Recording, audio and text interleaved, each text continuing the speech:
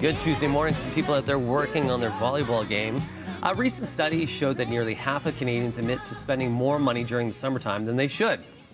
I'm kind of guilty at times. Sometimes too much fun in the sun leaves little left over for savings and retirement planning. That's why we've invited senior financial advisor Shiraz Ahmed to help us out with our finances and put them back right on track.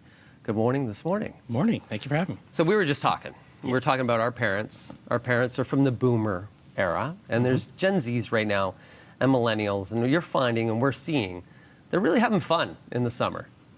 Absolutely. So there's this whole mentality, especially amongst the younger generation, of YOLO, you only live once, or FOMO, fear of missing out. So you're seeing this higher degree of impatience amongst young people, and I think it's largely fueled by social media, like we were talking about, and this concept and idea that you have to have everything figured out right away. Like, I don't know about you, but when I just got out of college, university, it took me years to figure things out. Yeah. And so there's this expectation that everyone knows what they're doing and has it all sorted right away. Yeah, I went to school to be a lawyer, and now I'm a weatherman.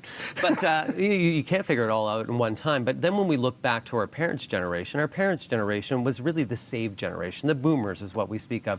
And there's something that you call the boomer mindset. What is that?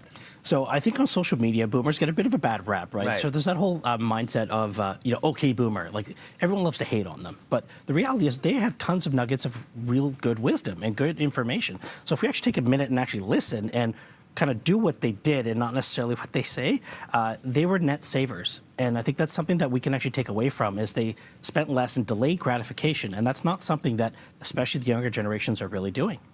A lot of the younger generation, though, would say, hey, I want experience. I want experience now. I don't necessarily want something that's tangible like real estate or other investment kind of ways or techniques. What would you say? And I say to them, hey, in order to experience experience, you actually have to pay for it. Absolutely. But I think the reality is that we have this weird relationship with time. And I'm sure you could probably relate to this as well. But, I felt like I was young forever. Then all of a sudden I woke up and I blinked and I was in my 40s. And that's something where you feel like time is speeding up and you have forever to do something. But in reality, if you don't start acting sooner, you'll wake up and you'll be a little bit older. So you need to catch up and start working on it a bit more. So where do you start then?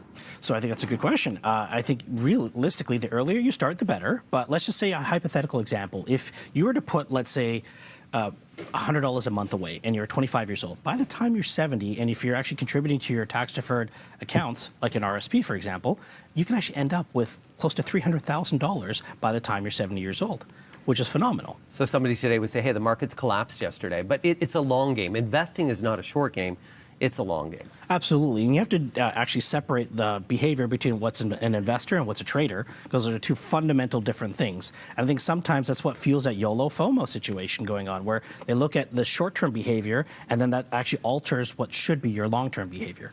So you have a game too. You're going to kind of show us the different mindset? Absolutely. So this game is going to be fairly simple. So it's more or less, we're going to use that internet meme a little bit on OK Boomer or No Way Boomer. So OK Boomer, once again, means like that's okay? That's okay. That's what a boomer would do. Okay. And No Way Boomer is what a boomer would not do. Okay. Okay. So first question, let's try this one. So I'm going to take over hosting here a little bit. Okay. So let's say I'm 45 years old and I've resigned to the fact that I'm probably not going to be able to have enough to retire.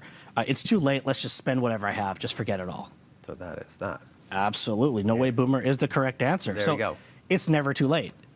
Right? So the whole point is that old adage, when's the best time to plant a tree 20 years ago? When's the second best time? Today. So start acting is the most important thing you can do. But would you go high risk then in your investment? Because, you don't want to risk what you already have, but you have a shorter time frame.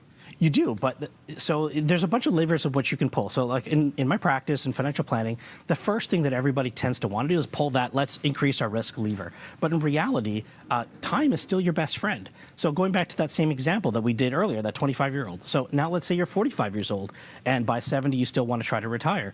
Well, if you increase your contributions from $100 a month to now, let's say $400 a month, you'll still end up with that same destination of $300,000, which is fantastic. So if you just put a little bit more away and try a little bit harder on that side, you don't necessarily have to ratchet up that rate of return or that risk. Okay, hit me with one more question. Sure. All right, so the next one is, what is the best way to capitalize on tax-deferred compound growth? Is to contribute to an RSP. Absolutely. And this is one that the younger generation tend to skip out on, especially because there's so many of them that like to prefer the tax-free savings account as an alternative vehicle to an RSP. But the benefit of an RSP is that you actually get an immediate tax incentive for contributing. So that way you can actually get money back in the form of a refund. Talked about it on the show previously. And if you take that refund and then reinvest it, you can actually have a little bit of this waterfall effect going on. So you could take the refund, put it into your TFSA. Absolutely, you should. It's a great idea. And what people may not know what the difference is between RSP and TFSA. Yes, so an RSP is a registered retirement savings plan. It is a retirement vehicle. It's what's called tax deferred, which means you're going to push that tax burden into the future. The theory is my taxes will be lower later on in life than they are today. And a tax-free savings account is actually an investment account where there is no immediate tax incentive, but it's exempt from paying capital gains taxes. So one of the reasons why younger generations tend to prefer the TFSA is there, again, that whole YOLO FOMO. It's liquid, too. It's liquid. I can pull it out. I don't have to do it. And the best way to look at an RSP is that's like putting a lock on the cookie jar, right? Is you're forcing yourself to save for the long term. If we need more information, people want to reach out to you, what's the best way? So you can follow me on YouTube, so Sartorial Wealth of Raymond James on YouTube, or you can find me on sartorialwealth.com. Thank you very much. So happy saving to everybody out there as well. You're going to get your 7-year-old trying to invest early? That's the hope. Yeah, myself. I'll try to get my 18-year-old and my 15-year-old to do the same. But coming up, after the investments, we're going to celebrate, because coming up after the break is, do you watch the show? I do. Okay, do you know celebrations? Yes. You ready to say, we're going to celebrate you? Absolutely. 3, 2, 1, we're going to celebrate you! And you, and you, and you, and you, and everybody else.